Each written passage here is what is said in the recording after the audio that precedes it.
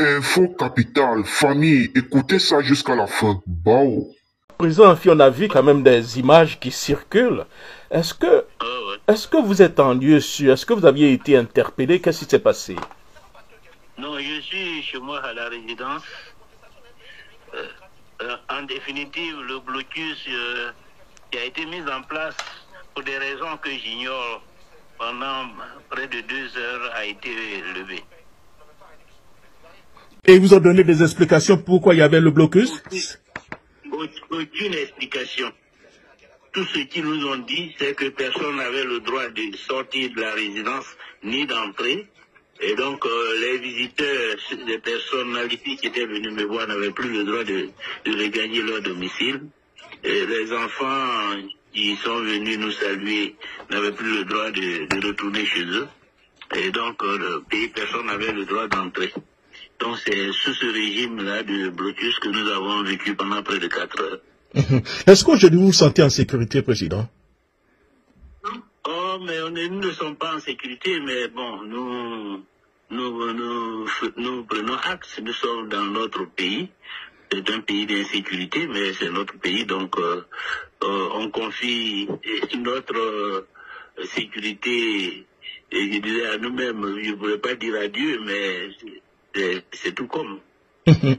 Vous maintenez la marche permanente à partir donc de demain, vous maintenez cela?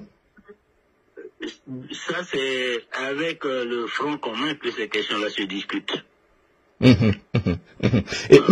Mais est-ce que vous... Si le Front commun a lancé un mot d'ordre, disons, comme nous l'avons toujours dit, nous sommes solidaires de tous les combats qui sont menés pour la liberté, pour la démocratie dans notre pays. Mais pour le moment, vous n'êtes pas libre, vous n'êtes pas en liberté, c'est bien ça? Comme je dis, vous êtes chez vous, vous ne pouvez pas sortir, c'est bien ça? Le blocus est levé, donc je considère que j'ai le droit de partir, en attendant de savoir qu'est-ce qui se mijote par la suite, parce que je suppose qu'il y aura une suite.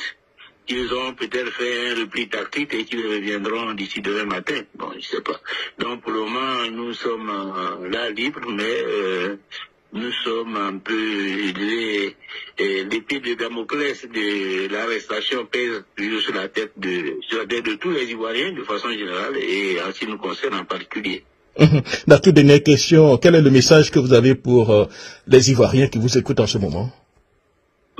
C'est de ne pas avoir peur, de ne pas céder à l'intimidation, ni au découragement, parce que la lutte pour la liberté est une lutte de longue haleine, est une lutte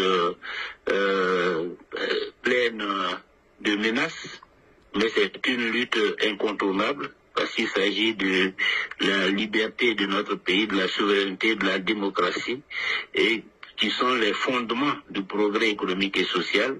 Et donc, si nous voulons avoir un grand pays, si nous voulons avoir un pays qui rayonne, qui soit prospère, nous devons savoir que nous avons des sacrifices à faire, notamment le sacrifice de nous battre pour que ce pays-là soit un état de droit, où les droits de tous les Ivoiriens sont respectés, où l'égalité est reconnue, où il n'y a aucun acte de dictature, où la justice est indépendante et où le pouvoir public respecte les droits de l'homme.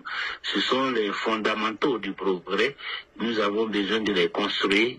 Et nous le construisons pour nos enfants, pour nos petits-enfants, pour l'avenir de la Côte d'Ivoire. C'est ce que le destin de ce pays nous réserve, notre génération. Et donc, nous ne devons pas faillir, nous ne devons pas trahir, nous devons être à la hauteur des défis. Et donc, le premier élément, c'est de ne pas avoir peur.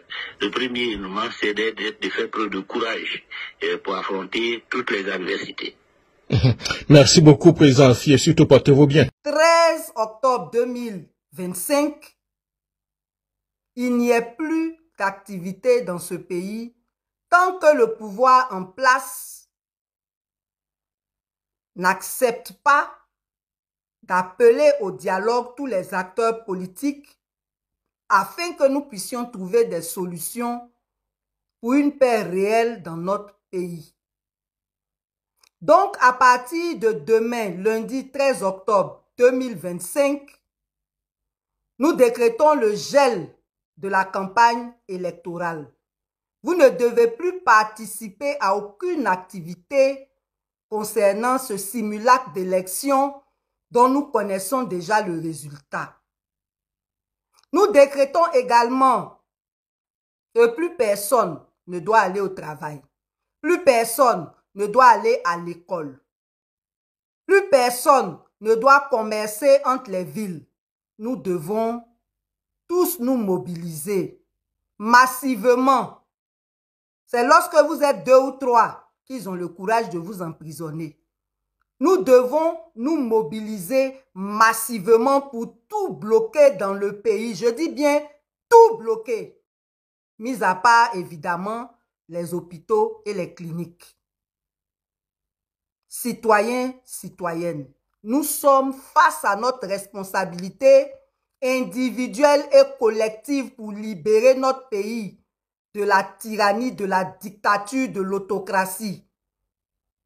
Tu es concerné et tu n'as pas à attendre de l'argent de qui que ce soit. Chacun doit faire à son niveau ce qu'il peut. Donc, préparez-vous aujourd'hui. À partir de demain, on bloque tout. On bloque les issues des villes. On bloque toutes les grandes artères. On bloque toutes les activités. On proteste contre la dictature. On proteste contre les ennemis de la Côte d'Ivoire. Fiers Ivoiriens, le pays nous appelle. Le pays nous appelle. Que Dieu bénisse tous ceux qui vont répondre à cet appel. Et que soient maudits tous ceux qui travaillent contre la Côte d'Ivoire. Force reste au peuple. Dit que Ouattara allait résister. Et vous avez dit que ça n'allait pas être facile. Et hier, nous tous on a pu constater que ça n'allait pas être facile.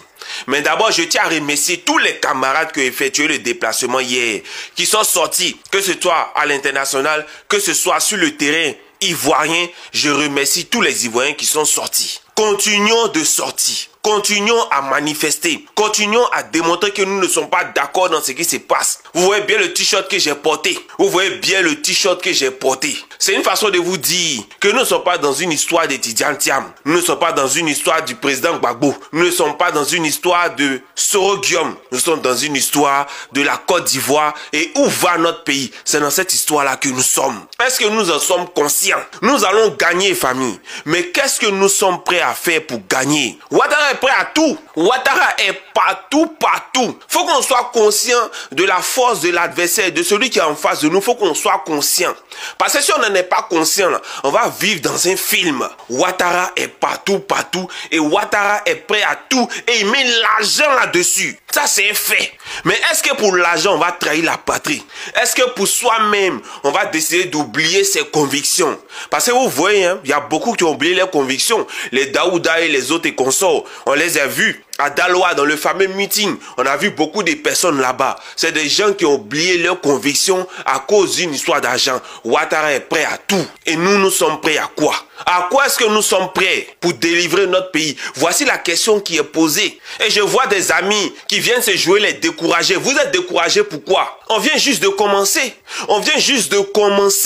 La chute de Ouattara, elle est juste devant. Mais qu'est-ce que nous sommes prêts à faire pour que Ouattara tombe? Nous n'allons pas nous asseoir dans nos salons pour que Ouattara tombe. Nous n'allons pas nous asseoir chez nous pour que Ouattara tombe. Nous, on communique. Nous, on va faire tout ce qu'on peut pour pouvoir galvaniser les troupes. Et il faut que les troupes soient galvanisées. Du côté de l'Europe, on a décidé de mettre un fonds en place. On a décidé de mettre une caisse en place. Et ce soir à 22 h, je vais venir communiquer là-dessus pour vous donner les noms, pour vous donner les adresses, pour vous donner les liens. Pour ceux qui ont envie de faire des dons, pour soutenir nos amis qui sont sur le terrain, nos amis qui sont en difficulté, nos amis qui ont besoin de notre soutien, on va les soutenir. Et ceux qui veulent faire des dons, ceux qui veulent faire des gestes, vous êtes les bienvenus parce qu'il s'agit de la Côte d'Ivoire. Famille, qu'est-ce que nous sommes prêts à faire pour que Ouattara tombe? Parce que on a ce devoir de vous renchérir avec l'information H24 7 jours sur 7. Et Cette église médiatique est installée en Afrique de l'Ouest et dans l'AES complètement éloignée de l'Afrique centrale qui ne porte pas l'information jusqu'au sommet incapable de soulever une vidéo et nous sommes déjà dans CDAO et dans le Sahel. On se dit à la prochaine. Hasta la vista baby. Bisous là-bas les gars. Bon.